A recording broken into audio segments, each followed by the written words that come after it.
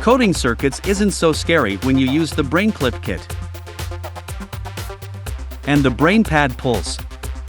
In this video we're going to show you how to wire up and code the infrared remote module. Take it away, Mary.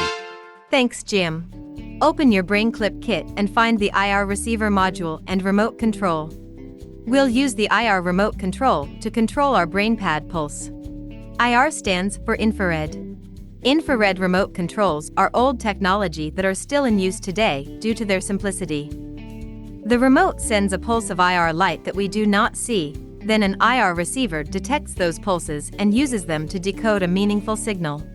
We can actually see the IR light being generated by the remote control if we point the remote at a camera on a phone. If this is the first time you've used the IR remote, you may have to remove the factory battery protector strip located at the bottom of the remote.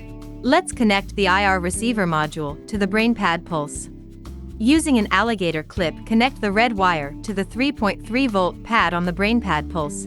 Connect the other end to VCC on the IR receiver module.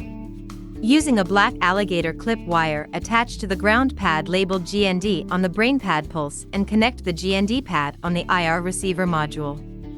Connect pad P0 on the BrainPad Pulse to the out pad on the IR receiver. The out pin is the signal that needs to be decoded. If you need to, you can pause the video while wiring the components.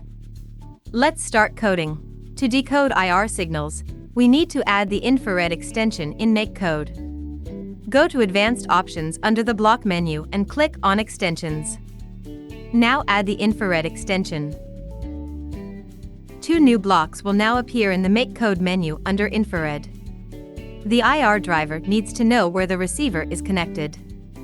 To do this, grab the Connect IR receiver block and drag it into our OnStart block. Select the pin we connected the IR receiver module to on the BrainPad Pulse.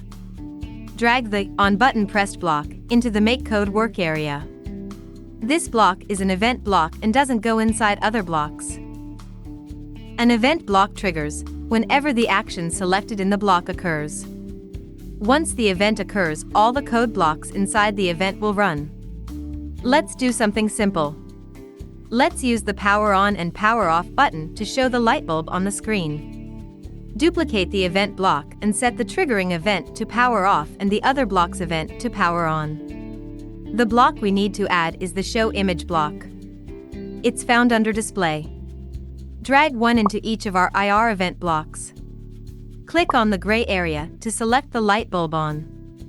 Inside the other event block, select the image with the light bulb off. Download it to the Pulse to see the results. Try pressing the power on and off buttons. Awesome! Our light bulb image changes each time we press the appropriate button. Let's add another block to each event. Let's turn on and off the BrainPad Pulse's LED too.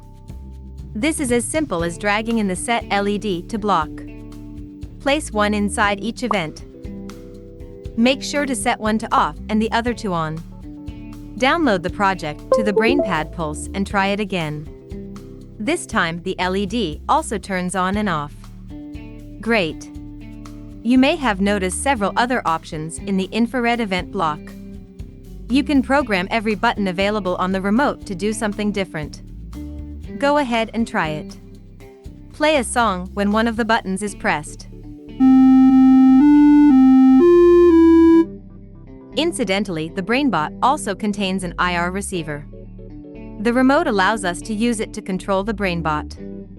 That's it for now. BrainPad. Play, code, excel.